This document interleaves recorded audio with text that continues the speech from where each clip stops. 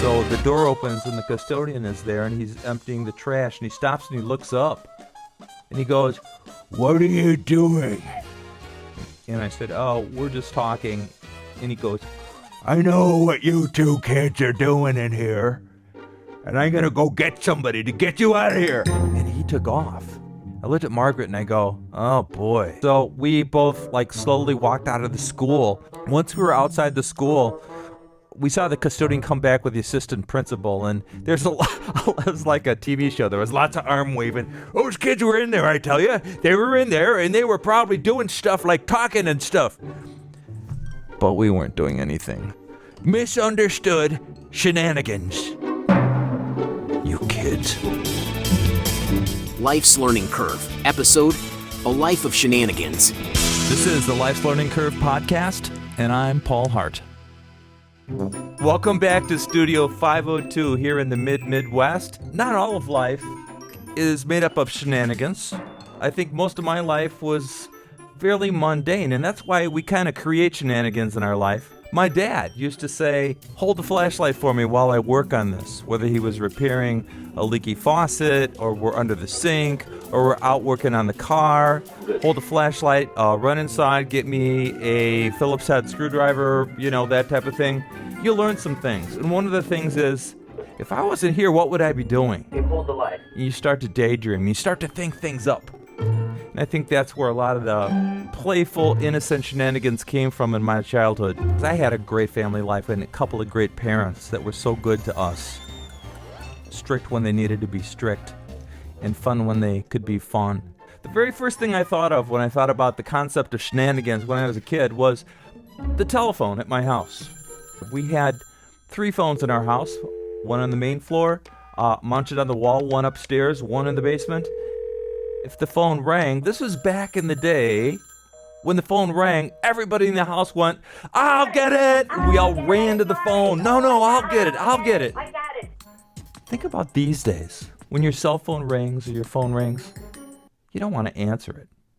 Because it's not that it's bad news, but it's generally a sales call. Or some kind of robo this or that wants something from you, or it hangs up even before you answer the phone. Press 2. So, it's different times now. But when you're a kid, I'll get it. Now, I was not allowed to answer the telephone when I was a kid until I learned phone etiquette from my mom. My sister learned phone etiquette first, and I heard her use it. And right away, I was 3.5 years younger, and I said to my mom, "I've got to do this. I've got to learn how to answer the phone because I want to answer the phone. I need to answer the phone." Might be somebody important. Maybe not. So my mom sat me down and said, "Okay, here's what I showed your sister," and told her, when you answer the phone, you say, "Thank you for calling the Hart residence. This is Paul. How can I help you?" Oh, so polite. Sounds kind of like a business. But that's what we said. When somebody said, "May I speak to your father?" or "May I speak to your mother?" I would say, "Yes. Hang on, please." Sure. And then you'd run and go, Mom! Telephone! totally blowing all the etiquette out of the water just because you're so excited that somebody got a phone call. So my mother would get in the phone. "I'm so sorry for my son. He gets a little excited when the phone rings," making me sound like I'm some kind of a freaky kid or something. But that's just the way it was back then. So, my shenanigans. What happened? Well, every time my mom went to the grocery store, she bought fruits, vegetables. She was really good about the balanced diet, the balanced foods. And one of the fruits she would buy would be bananas. So, usually on the days that groceries came home, I would take one of the bananas and disconnect it from the bunch. And then I would go over to the main floor phone, take the phone off the hook, stuff the receiver underneath the cushion of the chair by the phone, and then I would hang the banana on the hook of the phone. Well, this led to hilarity. Anyway, when the phone did ring, my mom would walk over and she'd see the banana there and she'd say, What in the world? Paul, and you pick up the banana and you actually see her go, hello? Into the banana, because you're so flustered because there's that emergency. You got to pick the phone up thing. Shenanigans. My sister and I did not care for our parents smoking. We never took it up as adults ourselves. But my parents grew up in an era where they didn't know the dangers of smoking. The people just didn't know. Plus, as my dad said, in World War II, they would drop bushel baskets full of cigarettes, and the soldiers would all grab them, and it gave them something to do. They could smoke while they were waiting for How about a cigarette, pal? whatever. When the war ended, there was a whole nation full of cigarette smokers that were on the scene. My mom included. She had learned and started smoking in New York when she went out there during World War II. Came home a smoker. Okay, so my sister and I are born, and we're used to seeing our parents smoke. Matter of fact, one of my chores was I had to empty the ashtrays every Saturday. Empty the ashtrays, put them in the sink, clean the ashtrays out. I can remember riding in the car. Our 1960 Delta 98 would be driving in the summer, and the windows would be down, and we had seats that were ours in the car. It's like having your seat at church. You always kind of want to sit in the same spot. We had that in the car. My dad drove, I rode behind him. My mom sat in the front seat passenger, my sister rode behind her. So on those great Sunday drives, which I remember so well, we had all the windows down and we could hear the crickets, and the breeze was blowing in and blowing our hair, and we're all feeling really summer-like. And of course my parents would light up a cigarette in the car, and I guess when you have a cigarette burning, you can take the cigarette and just hold it out the window and it'll blow the ashes off, and it's, just does the trick for you. But I do recall maybe 3 or 4 times my mom doing that, and the ashes blowing back into the back seat right to my sister's face. So basically I'd just be sitting there in the back seat and I watch my mom flick ashes, then I'd hear "Ah! Ah!" She was a good sport about it. Shenanigans. As I've said on several other podcasts, my parents would take driving vacations, usually Easter vacation, spring break, and we drove down to Biloxi, Mississippi. It's a place my parents had always wanted to see. It was on the coast. It was the first time I saw an ocean. When we got down there, we came across this place it was a mall, but it was one of the very first malls I'd ever seen before. So all the stores were inside, and you could go from place to place, so if it was raining, you didn't get wet. It made terrific sense. But one of the 2 stores I was interested in, because, my mom, my sister were off shopping, my dad was interested in the sports stores, or he and I would just sit in chairs and watch the people. But there was a pet store, and there was a trick shop. Had magical tricks and things in there. And I can remember purchasing from the trick shop. I didn't have much money. I only probably took $3 with me, something like that. But I had enough to purchase a pretend, well, actually they were real because they worked. They looked like matches. You could open the flap of the matches, and there would be matches in there, and there was a little area where you could strike the matches and they'd flame up. But what made these matches so magical was the trick within them. And the trick was you could open these matches up, put a little lever back, and insert a cap. Now, for those of you who don't know, a cap is what we used to put in toy guns. It was just a small amount of powder that would just make a popping sound. Pop. Not like a gunshot, but just a toy gun sound. It was enough to startle you. So this is a pack of matches that had this pullback cap inserted, and then you'd close the matches up. So I couldn't wait. We got back to the motel room. I know my parents were both smokers. I didn't know which one was going to get the pack of matches first that would explode on them. But as usual, it was my mom. I can remember her sitting down in the chair, and I was brushing my teeth in the motel room bathroom, and all of a sudden I heard my mom go, "Ah!" And then I hear, "Paul, what is this? What is this?" Well, because it didn't happen to my dad or my sister or me, we had a good laugh. She was a good sport about it. She came out and she said, "Do you not like me smoking?"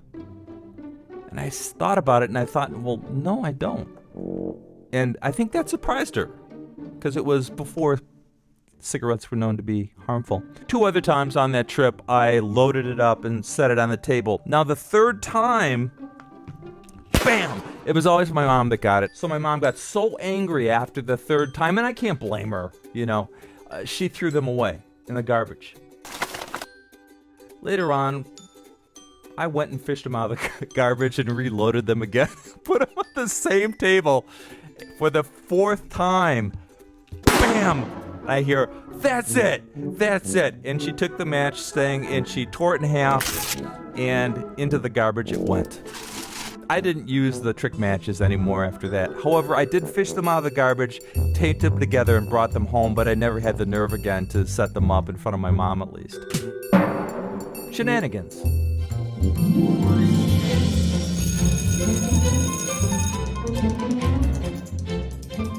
There was a time where my dad was involved with some kinds of shenanigans, and that's okay because not all are full of misery or surprise or trickery. Every summer, my dad would take about 2 weeks off. He was a principal. He worked almost all year, but he'd take a couple weeks off in the summer. He would come back to the school, see what came in, and start to distribute books and go through all the protocol he had to go through at that time. So he would ask my sister and me, would you guys want to come out to school and help me sort books? Yeah. I mean, that was in the same category as the phone ringing. I was excited. Yes, I'd love to do that. So my sister and I went out to his school, and I can remember that particular year there was a new series of books that were English books. And he would unbox the books in the office area, and he would say, okay, here's 26 books. Take these down to room 105. So we had a cart, a movie projector cart. My sister and I would load 27 books, and we'd take it down to room 105, and we'd unload them in front of the door, and we'd come back. And the second time, it's, okay, here's 29 books, take this to room 106.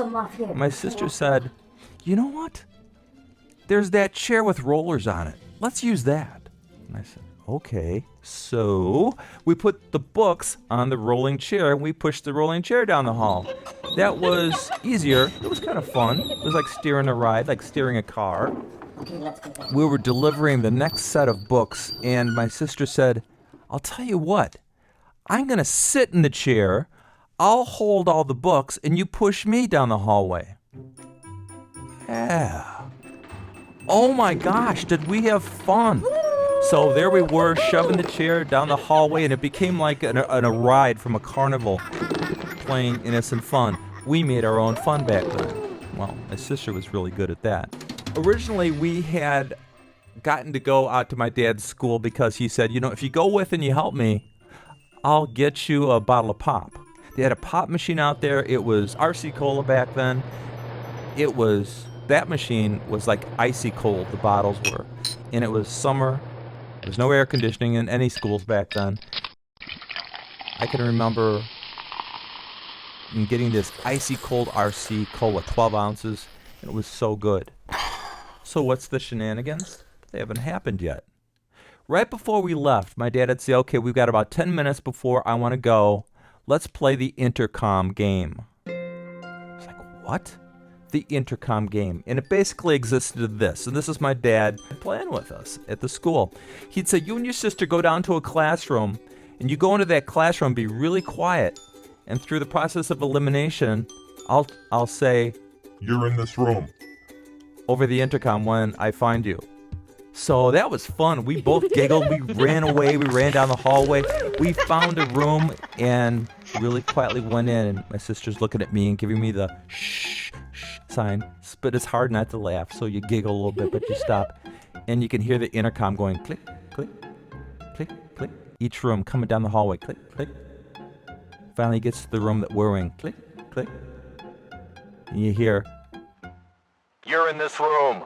And we're like, How did you know? How did you know? Well, an intercom could pick up the slightest, even breathing, at least the one that they had at that school. We had so much fun. We played the intercom game, and we do it 2 or 3 times. My dad got us almost every time. Shenanigans.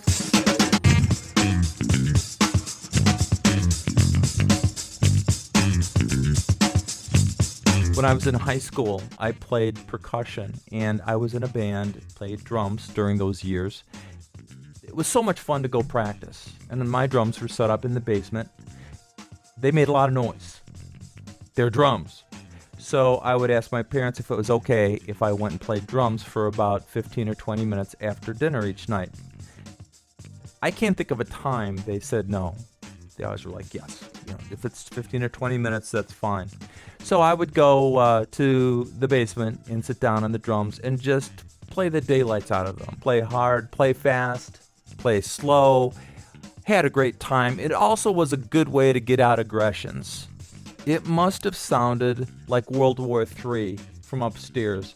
But in the basement, I knew what I was playing. I had a song in my head. I was playing it, and I was doing all the breaks. And inevitably, every single time I finished and came back upstairs when it was quiet again, my parents would both be standing in the kitchen, drinking probably their after-dinner cup of coffee, and they'd say, "What song was that?" And I'd always answer the same thing. "Oh, that was Minuet in G by Brahms." And I'd just walk away. Simple, homespun shenanigans.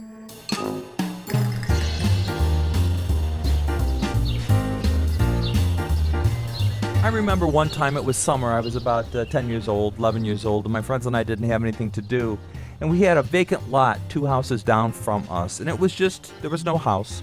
It was just overgrown with weeds, so there was lots of butterflies, and there was bugs and caterpillars and stuff down there. So we decided the front part was flat and the rest was kind of hilly. So we went down with sickles and we cut the grass down there.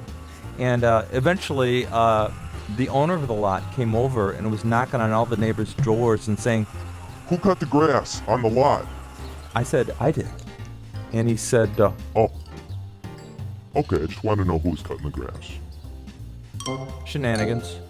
Confusing shenanigans.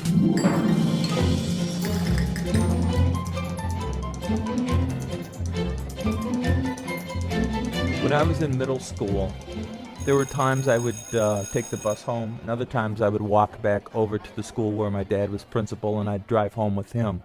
So it was about, I'd say probably 50% of the time I did one or the other, but my dad and I arranged it ahead of time. And one of these days, I had to wait for my dad because he had a faculty meeting, and I knew I could not leave until about 4 o'clock.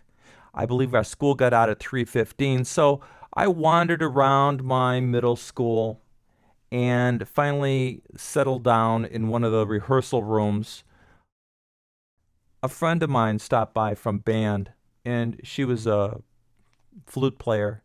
Never had talked with her before, and we sat there and we were just talking about school and stuff like that. It was nothing too phenomenal. So the door opens and the custodian is there, and he's emptying the trash, and he stops and he looks up. And he goes, "What are you doing?" And I said, "Oh, we're just talking." And he goes, "I know what you 2 kids are doing in here, and I'm going to go get somebody to get you out of here." And he took off. And I looked at this girl, I think her name was Margaret. I looked at Margaret and I go, "Oh boy."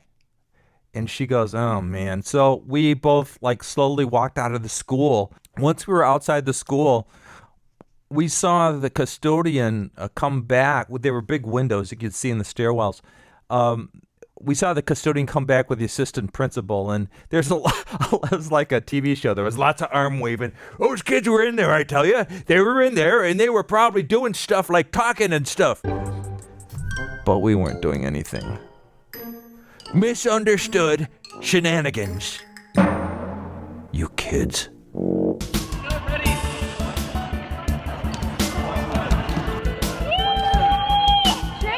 There was another time in middle school where I was a gym aide, and that meant you helped the coach out. You took roll. You got the people lined up.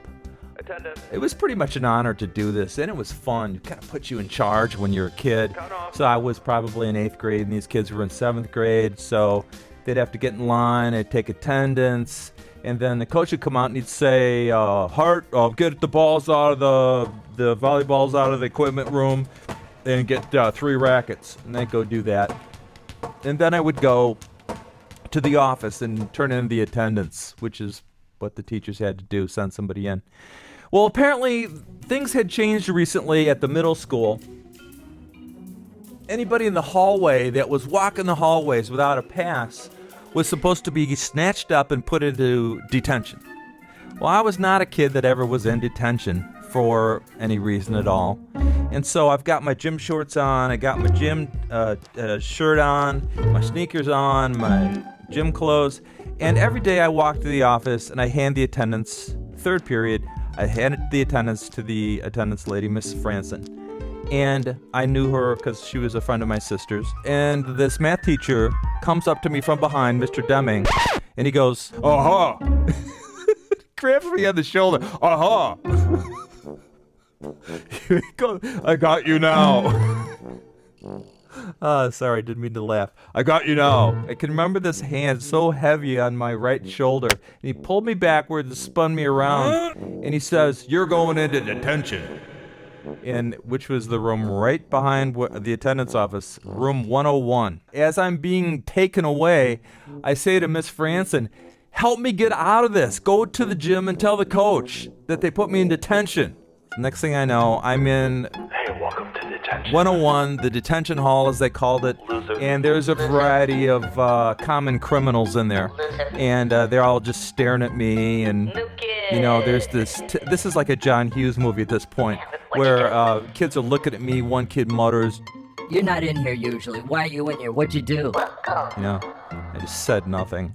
I'm in my gym clothes, for goodness sakes. You know, everybody else has, they're dressed. It's wintertime. I'm wearing a t-shirt and gym shorts. Anyway, I can remember the gym coach came, and man, was he mad at me. He came and he wrote out a pass, and he ripped it off and walked away. And I thought, well, at least I'm out of here.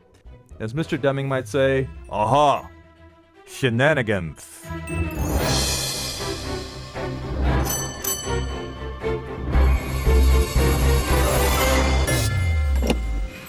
I was always fascinated when my dad went to get gasoline. Now, this is back in the full service days. Even though you could get out and pump your own gas, there was a person that would run out and pump the gas for you. We'd pull up, and my dad, they'd say, regular or ethyl? My dad would say, ethyl. Anyway, the whole process was fascinating to me.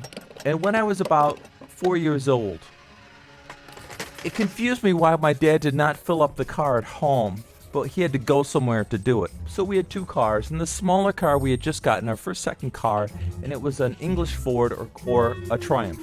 And it was a nice little car and had a turn signal that flashed on and off from the handle. I thought that was pretty neat for back then. Haven't seen one since. While my parents were sitting at the dining room table talking, just having a nice conversation, I thought, I'm going to do something that's going to make Dad really happy with me. So 4-year-old me took the garden hose, opened up the gas cap, figured out how to get it off, and I put the garden hose into the gas tank. And I filled it up all the way to the top. Was quite proud of myself. And when I finished, turned the hose off, put the hose away, put the cap back on, and with a big smile on my face, I came into the house and announced proudly to my parents, I just did something really good for you. And they both casually said, well, what's that? And I said, I filled the car up with gasoline. And there was that pause by my parents where they both were like, oh, okay, he's playing pretend. And then a look on my dad's face changed, and he said, well, what do you mean you filled the car up? And I said, I filled the car up. It's all full. He said, tell me what you did. And I said, I took off the gas cap, put the hose in the gas tank, turned on the water, and filled it up to the top, and then I put it all away, Dad. He jumped up from his chair and said, oh no, oh no! My mom and Dad pushed the vehicle down the street, pushed it to the gas station, and where the mechanic there put it up in the rack, and I got very lucky that day. And they drained all the gas from the gas tank, and so none of the water had gotten into the engine. So my parents balanced on that line. They probably really talked about it. They sat me down and had this conversation. Paul, do not ever fill the car up with what you call gasoline. That is not gasoline, it's water. We drink water. We cannot drink gasoline. Do you understand? Yeah. Water you can drink. Gasoline will kill you. Really? Yes. I learned that day not to put water from the hose into the car. 4-year-old me learned a new lesson. Innocent shenanigans.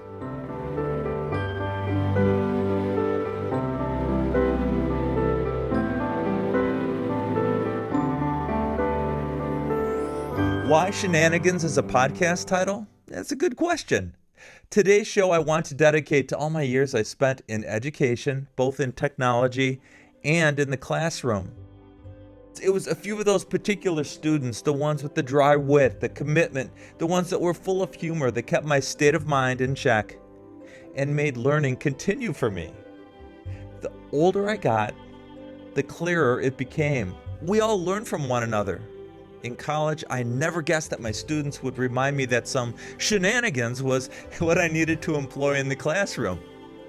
It would become our sanity. So through all these years, it's interesting how we motivate each other, just in order to rediscover and remind ourselves who we are. Keep learning. For Life's Learning Curve, I'm Paul Hart.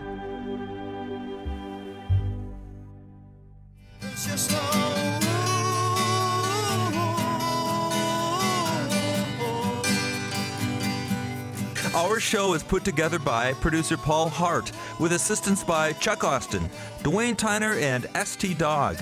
We're mixed by Randy Hanna, technical directed by Heidi Cerner. As always, musical assistance and closing theme by Riley Hart. Visit our website, lifeslearningcurve.buzzsprout.com. In today's show, some voices were digitally enhanced for entertainment purposes only. As always, don't forget to choose like on Facebook or subscribe on Apple Podcasts. I'm Paul Hart, and we will be back soon with more stories and tales from Life's Learning Curve.